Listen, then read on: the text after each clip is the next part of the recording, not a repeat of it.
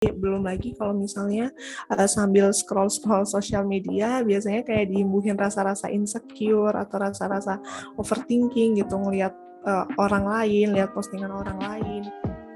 Hai teman renung, selamat datang di segmen Bincang Sejenak episode ketiga nih. Nah, sebelum aku mulai, sebaiknya aku mau kenalin diri dulu. Di sini nama aku Bimo, dan di sini aku berperan sebagai host yang akan berbincang-bincang santai nih, dan tentu saja bertukar pikiran dengan gestar kita. Nah, tema yang saat ini akan dibahas yaitu tentang FOMO. Tanpa panjang lebar, yuk langsung kita sambut guest kita kali ini. Nah, ini dengan kakak siapa? Boleh banget nih diperkenalkan ke teman-teman semua. Halo Kak Bimo dan Halo. teman renung yang ada di rumah semuanya. Jadi perkenalkan, nama aku Ayu Diva, dan di kesempatan kali ini aku bakal nemenin Kak Bimo di Bincang Sejenak episode 3 hari ini. Oke, nah nih Kak, kan sekarang kita lagi di masa COVID sekarang kan. Waktu itu kan COVID lagi parah-parahnya, dan tentu saja kita tuh nggak boleh keluar rumah. Dan pasti di masa pandemi gini, biasanya kegiatan kakak ngapain sih kalau di pas masa pandemi kayak gini? Kalau aku sendiri sih biasanya selain kuliah online, nyari hiburannya karena nggak boleh kemana-mana nih, lewat sosial media, main HP, terus ngobrol bareng teman-teman juga lewat sosial media gitu. Iya sih, benar. Kalau Kak Bimo sendiri gimana nih? Sama banget kayak kakak tadi. Kebetulan aku lagi kuliah semester 1, lagi banyak-banyaknya tugas, jadi mau nggak mau karena belum bisa offline ya dari online. Terus ya biasa kalau udah pusing juga ya paling Netflix atau enggak YouTube gitu loh Kak. Sama sih, kurang lebih kayak ngabisin waktu kurang lebih ya 12 jam lah kalau nggak main medsos gitu. Nah, kan bener banget nih, semenjak pandemi tuh main HP tuh jadi kebutuhan prioritas kita. Kita tuh juga semakin intens karena kita tuh nggak bisa ketemu orang, nggak bisa ngobrol sama orang, bahkan nyari hiburan tuh kurang lebih semuanya tuh di media sosial gitu ya Kak. Ya bener banget nih, makanya kayak ngerasa gitu nggak sih selama pandemi ini tuh main HP tuh jadi lebih intens, terus kayak scroll-scroll terus, keasikan gitu. Jadinya kayak ketergantungan gitu kan. Iya, betul banget.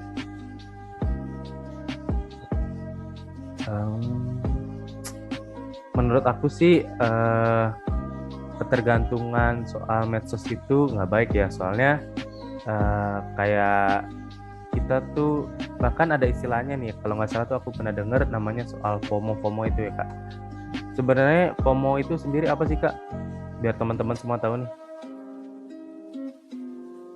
Bener banget. Aku juga pernah dengar tuh Kak soal FOMO atau fear of missing out kayak gitu. Yes. Jadi dari yang aku baca di portal berita atau internet, FOMO tuh kayak sering banget dikaitin sama penggunaan HP atau sosial media yang ketergantungan gitu sih Kak. Jadi kayak ada muncul rasa takut atau khawatir kalau misalnya kita sampai ketinggalan berita atau tren yang lagi hangat-hangatnya nih gitu.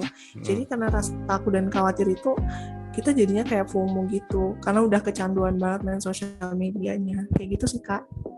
Jadi kurang lebih tuh FOMO itu kayak sisi negatifnya dari kegiatan kita selama kurang lebih penggunaan dalam sosial media itu ya Kak. Kayak hal-hal yang negatifnya gitu. Iya, jadi kalau dari menurut aku juga nih, bahkan gak jarang yang tadinya mau buka HP atau sosial media untuk mencari hiburan, buat ngilangin stres itu sendiri, malah justru jadi sumber stres itu sendiri gitu kan.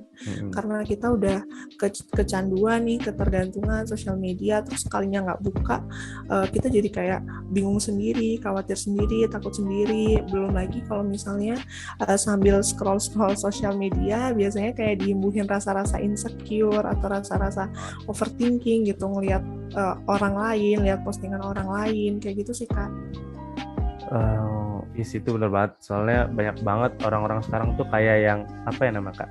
Kayak dia tuh insecure sendiri gitu ya Kak, ngelihat apa pencapaian orang lain.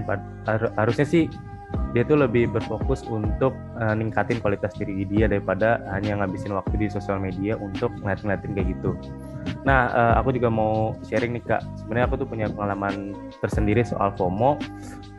Itu di dalam dunia saham. Nah, soalnya aku ikut FOMO ini karena ikut-ikutan temen aku yang banyak banget yang main saham.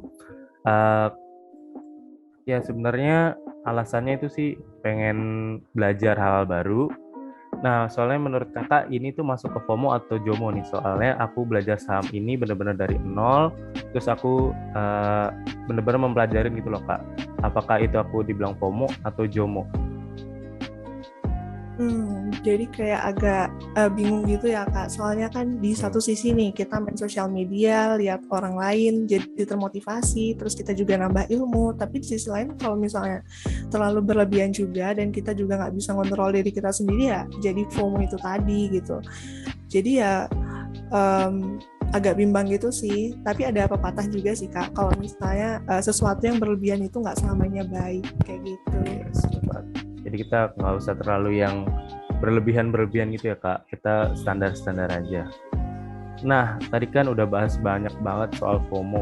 Nah, sebagai generasi muda, gimana sih kita caranya agar bisa memanage sikap kita agar nggak menjadi orang-orang yang FOMO gitu lah. Seenggaknya kalau FOMO Uh, itu apa yang harus kita lakukan? jadi kalau dari apa yang aku baca dan menurut aku sendiri, cara kita biar jangan sampai kita tuh FOMO itu tadi, yang pertama pasti manajemen waktu sih, manajemen waktu Yes. kita, berapa jam harus pegang HP, main sosial media kayak gitu. Terus kita juga harus ngontrol diri kita nih biar selama main sosmed tuh jangan sampai kecanduan gitu, jangan sampai ketergantungan. Terus selama main sosmed juga jangan sampai ngerasa insecure atau apapun itu. Jadi bawa asik aja gitu, main Benar. sosmed itu bawa asik aja biar jadi hiburan untuk kita kayak gitu. Jadi ya itu semuanya tuh harus dimanage dengan baik kan, jangan sampai kecanduan itu tadi. Jadi kita ngasih sinyal nih ke badan kita kalau misalnya semua itu ada batasnya gitu, Yes. termasuk Betul. main HP dan main sosial media itu tadi gitu. Jadi walaupun kayak ketinggalan berita atau ketinggalan tren-tren sekarang, sebenarnya tuh nggak masalah gitu Yes. ya kan Kak. Ya benar. Kalau dari kakak sendiri, kakak pernah punya ini nggak? Kayak uh, pernah memanage sendiri nggak waktu kakak kapan untuk bermain sosmed, kapan untuk belajar, kapan untuk uh, sama keluarga itu kakak udah manage atau kakak baru di tahapan mau nge-manage ini semua Kalau berdasarkan dari aku sendiri, hmm, berdasarkan itu tadi, jujur aja sih juga belum sempurna banget ya yes. manage-nya gitu dan masih belajar juga kan.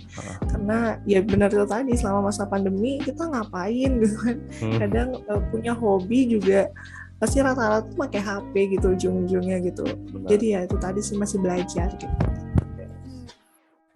Kalau boleh tahu nih kakak punya pengalaman kesini nggak soal FOMO itu sendiri?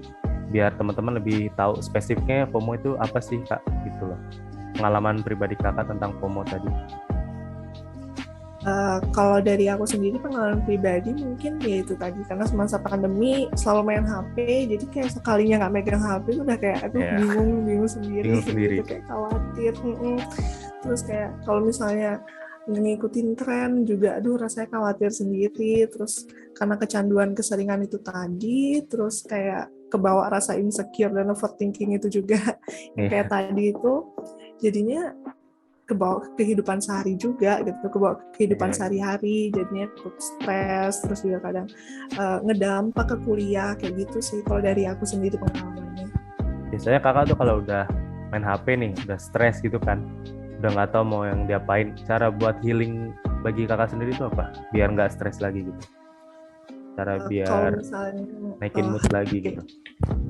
Kalau cara simpelnya yang bisa dilakuin semua orang itu tidur sih karena Oh iya kita perlu benar, istirahat benar karena kan tidur. tubuh kita juga perlu istirahat. Kalau tubuh Yes. kita istirahat seenggaknya bisa healing walaupun cuma 10 atau 50% kayak gitu. Yes. Kalau Tidur. dari kamu sendiri ada nggak cara untuk healing selain main HP?